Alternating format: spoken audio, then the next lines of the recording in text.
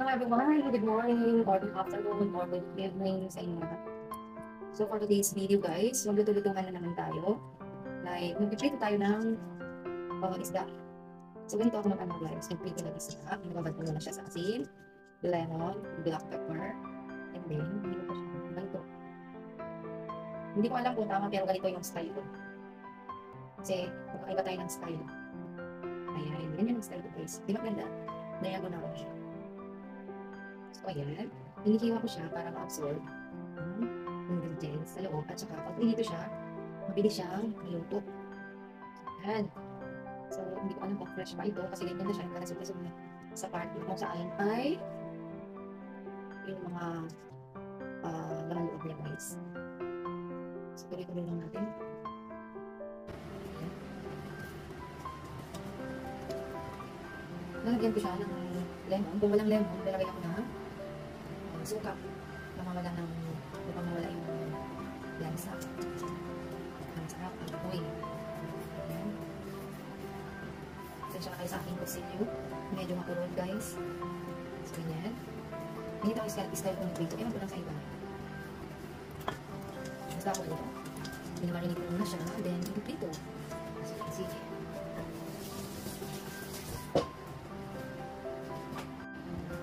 Then, muna natin tayo ng konting. Yung ilalagay ko ng cold water. Yan guys, and then halawin ko siya taga i-mix ko ganyan para kumamit i-spread ang everything. Ayan.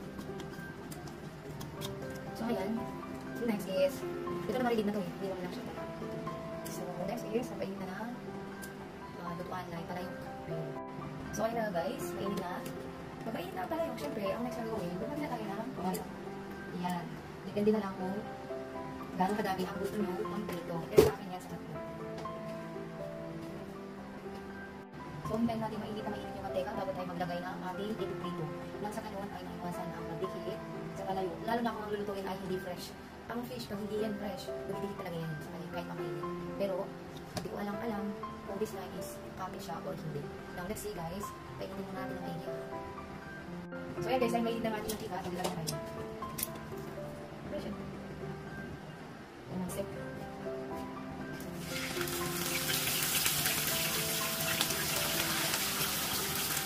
So guys, kapit tayo ang dalawa lang ito.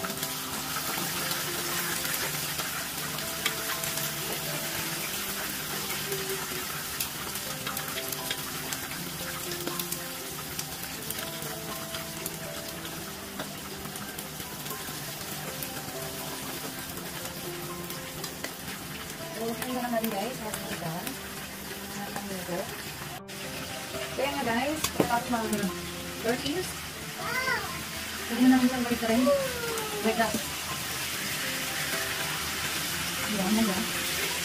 Looks like, pineapple na.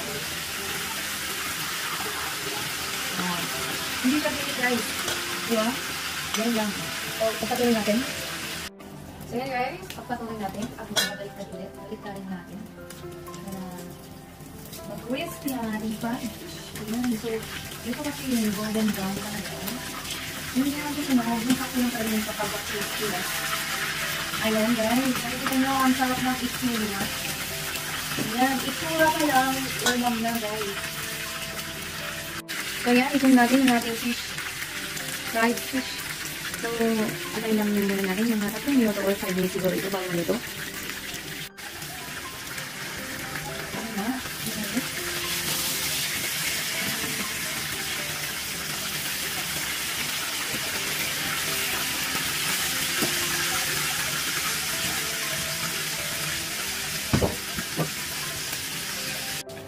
So yan guys, malapit na maluto ang ating putong isda.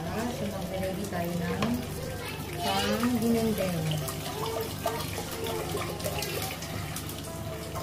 So ayan ang tubig ng ating ginendeng guys. So balik pa rin natin ngayon ang ating fish. Ayan. So habang ililinitan natin, ayan yan. Okay. Try na natin ang ating delikado like sibuyas, luya, and everything. So, ito na yung gulay na aking din guys. Pang pinakbet siya, pero itong gagawin ko dinendeng. Kasi ang dinendeng may sabaw. Pero yung pakbet, walang sabaw. Yun ang pinagkaiba ng dinendeng at saka pinakbet. Okay? So, habang hinihintay natin ang pagkulo ng tubig, i-ready na natin ang ating bagoong. Ito yung bagoong ko guys is homemade. Ako mismo ang gumawa ng aking bagoong. Kasi, mas gusto ko yung sarili kong bagoong. Yung ako talaga yung gusto kong gumagawa kasi ma-sure ko na malinis talaga siya. Diba? Pero promise ang bagoong ko is very, very good. Mabango siya, hindi siya mamangsit. Hindi siya mabango like tulad ng ibang bagoong na mabango. So, ito naman guys ang ating bagoong. Dinakos na panada or bagoong. Bagoong kung namin matula Ilocano. Okay, so itong gagawin ko, didigdigon ko siya with hot water. Kung saan yung hot water na yun ay galing sa kaserola na yun. Ang nakita yung kaserola na yun. So, ayan. Cover na guys. Hindi nalagyan ko siya ng tissue. Para sure ang magkasala talaga. Kasi baka kapitan siya ng lamang here. So, mas maganda may protection talaga siya. Ganyan ako guys.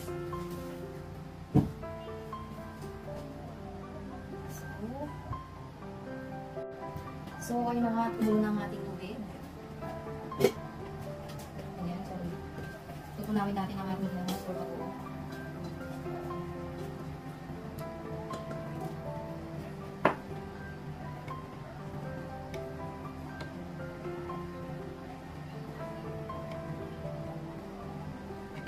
So guys, ganito ako magbagoong ng natin. So, ngayon magiging natin is strainer natin ang bagoong para hindi masali yung natinik. Ayan.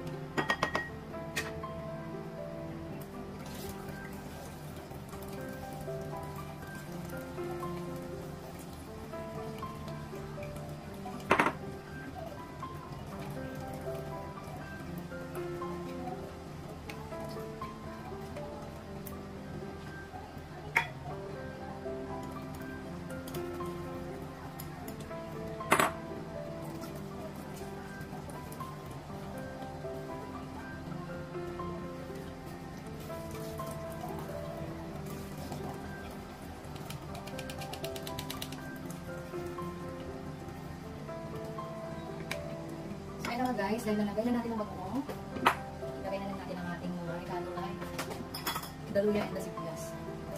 Okay? Then after natin ilagay ang ating sibuyas at saka luya, ilagay na natin ang gribong isda. So, makikita dito ako kung anong ilalagay ko nung walang ito. Yan, napaka-crispy ang aking fish guys. Ayun. Yung pangit. Ayun. And the rest. Nilalagay ko ito sa baonan kasi load pa din kasi gusto niya yung solo. Sometimes natin din gusto ko yung solo. Yan. So, hakan. Hintayin kumulo. Pag kumulo, ilagay na ang gulay. So, ayan guys, dahil kumulo na siya.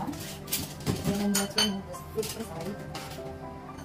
Galing natin ang isda sa loob.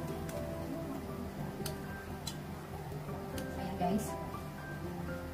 Kita nyo? Ganito magiging ang mga Ilocano.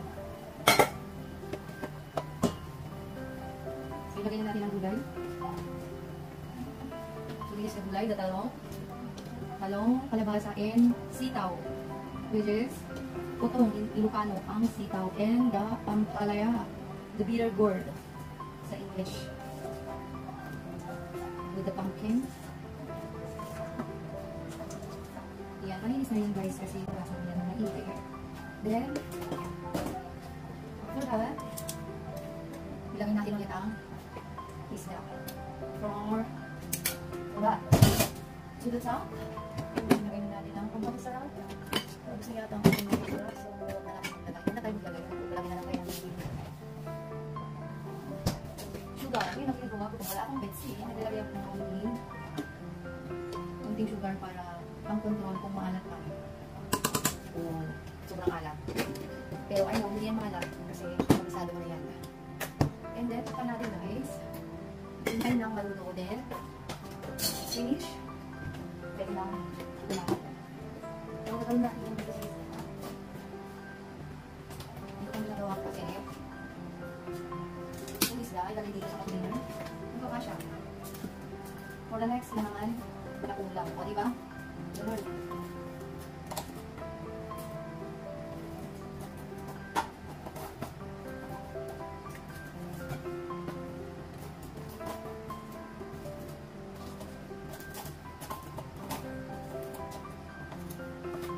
So next time, may ulam or may pang-sampaw na naman.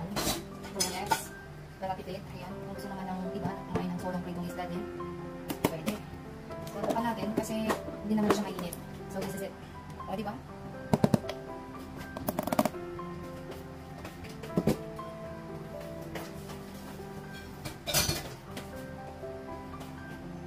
So, ayan guys, i-check natin kung luto na ba ang ating dinding. So, ayun na nga. I think okay na siya.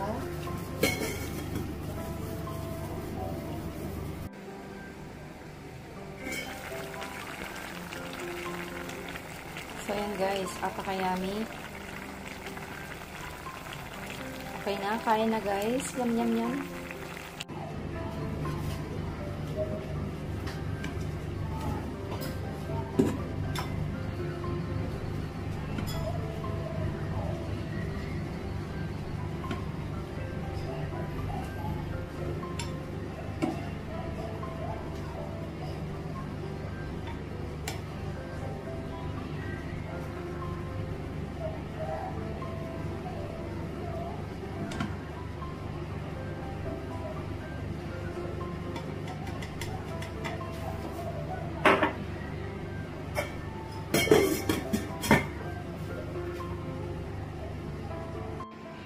So, let's eat na!